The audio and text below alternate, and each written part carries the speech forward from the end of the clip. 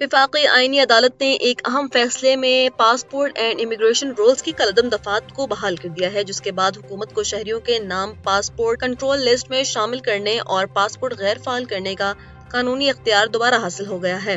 Justice حسن اظہر رضوی کی سربراہی میں 2 رکنی بینچ نے لاہور ہائی کورٹ کا وہ فیصلہ معطل کر دیا ہے جس کے تحت ان قواعد کو غیر قانونی قرار دیا گیا تھا۔ عدالت نے رول 3 اور 10 کو بحال کر دیا ہے، جس سے حکومت کسی بھی مشکوک یا غیر قانونی سرگرمی میں ملوث شہری کا پاسپورٹ بلاک کر سکتی ہے۔ یہ کیس فرحان علی نامی شہری سے متعلق تھا جو غیر قانونی طور پر ایران گیا اور وہاں سے ڈیپورٹ ہوا۔ اس کا نام پاسپورٹ کنٹرول لسٹ میں شامل کیا گیا تھا جسے ہائی کورٹ نے ختم کر دیا تھا۔ جسٹس حسن اظہر رضوی نے ریمارکس دیے کہ کیا یہ ڈنکی لگا کر غیر قانونی طور پر بیرون ملک جانے والوں کا معاملہ ہے۔ انہوں نے FIA سے ملزم کے انسانی اسمگلنگ میں ملوث ہونے کے حوالے سے تفتیش کی تفصیلات بھی طلب کر لی ہیں۔ عدالت نے وفاقی حکومت کی اپیل کو سماعت کے لیے منظور کرتے ہوئے تمام فریقین کو نوٹس جاری کر دیے ہیں، جبکہ کارروائی غیر معینہ مدت کے لیے ملتوی کر دی گئی ہے۔ تہران کے گورنر محمد صادق معتمدین نے انکشاف کیا ہے کہ حالیہ واقعات اور سٹوریج ٹینکوں کی تباہی کے نتیجے میں ایران کے دارالحکومت کو ایندھن کے شدید ضیاع کا سامنا کرنا پڑا ہے۔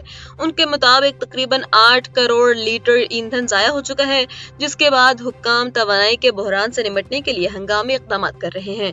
تاہم انہوں نے یقین دہانی کرائی ہے کہ پیٹرول پمپس پر سپلائی برقرار ہے اور کوئی بھی پمپ بند نہیں کیا گیا۔ ٹینکوں کی تباہی سے 80 ملین لیٹر ایندھن کا نقصان معیشت کے لیے ایک بڑا دھچکا ہے۔ ٹریفک کی کمی اور عوام کی جانب سے پبلک ٹرانسپورٹ کے زیادہ استعمال کی وجہ سے ایندھن کی طلب میں 50% تک واضح کمی ریکارڈ کی گئی ہے۔ گورنر نے شہریوں سے درخواست کی ہے کہ وہ پانی، بجلی، گیس اور ایندھن کے استعمال میں احتیاط برتیں اور اسے منظم کرنے میں حکومت کا ساتھ دیں۔ ایندھن کے ضیاع کے باوجود پیٹرول پمپس فعال ہیں تاکہ شہریوں کو روزمرہ کی نقل و حرکت میں دشواری نہ ہو۔ پاک فوج نے جنوبی وزیرستان کے سرحدی علاقے انگور اڈہ ضلع الخیل میں افغان فورسز کی بلا اشتعال فائرنگ اور دراندازی کی کوششوں کا بھرپور جواب دیا ہے۔ سیکیورٹی ذرائع کے مطابق پاک فوج کی مؤثر کارروائیوں کے نتیجے میں فتنۃ الخوارج کے دہشت گردوں کی سرحد پار سے پاکستان میں داخل ہونے کی کوشش ناکام بنا دی گئی۔ اس ناکامی کے بعد افغان طالبان نے غصے میں سول آبادی پر اندھا دھند فائرنگ کی، جس کے جواب میں پاک فوج نے کارروائی کرتے ہوئے سرحد پار متعدد افغان پوسٹیں تباہ کر دی۔ افغان طالبان کی جانب سے شہریوں پر فائرنگ کے نتیجے میں 2 خواتین سمیت 3 شہری زخمی ہوئے، جنہیں فوری طور پر وانا ہسپتال منتقل کر دیا گیا۔ سیکیورٹی ذرائع کا دعویٰ ہے کہ خوارج کے دہشت گردوں نے افغان طالبان کی چوکیوں کے آڑ لے کر دراندازی کی کوشش کی۔ پاکستانی فورسز نے اشتعال انگیزی کا دندان شکن جواب دیتے ہوئے دشمن کے ٹھکانوں کو نشانہ بنایا اور ان کی متعدد پوسٹوں کو ملیہ میٹ کر دیا۔ سرحدی علاقوں میں صورتحال تاحال کشیدہ ہے اور پاک فوج نے ہائی الرٹ برقرار رکھا ہوا ہے۔ ایرانی وزیر خارجہ عباس اراغچی نے اپنے حالیہ علاقائی دوروں کے نتائج پر اطمینان کا اظہار کرتے ہوئے اسلام آباد کے دوروں کو انتہائی مفید اور مثبت قرار دیا۔ روس پہنچنے پر میڈیا سے گفتگو میں انہوں نے واضح کیا کہ پاکستان میں حکام کے ساتھ ان مخصوص حالات پر تفصیلی بات چیت ہوئی جن کے تحت ایران اور امریکہ کے درمیان مذاکرات کے سلسلے کو آگے بڑھایا جا سکے۔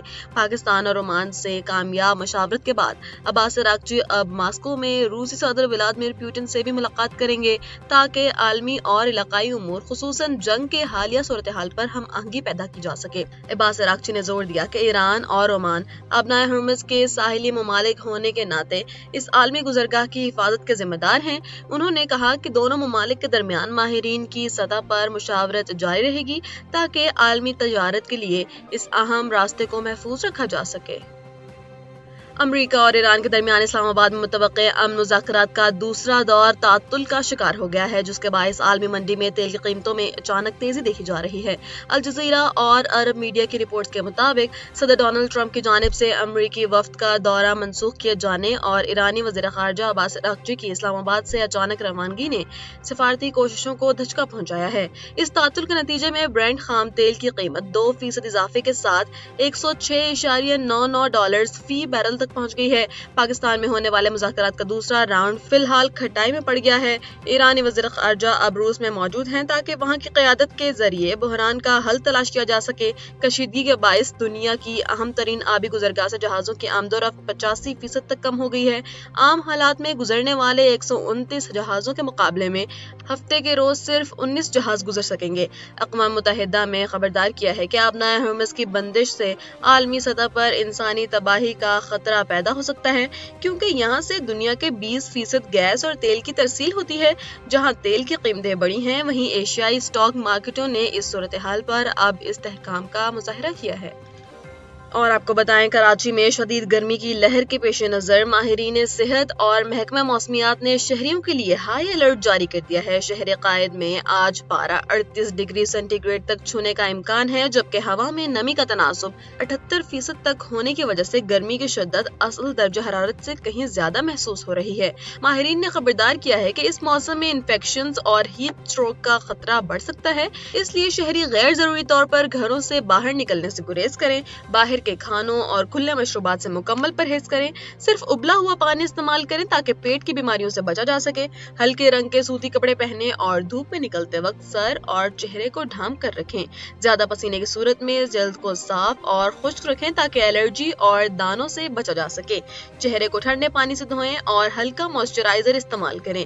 جنوب مغرب سے چلنے والی ہواؤں کی رفتار 19 کلومیٹر فی گھنٹہ ہے، تاہم نمی کی زیادتی حبس میں اضافے کا سبب بن رہی ہے۔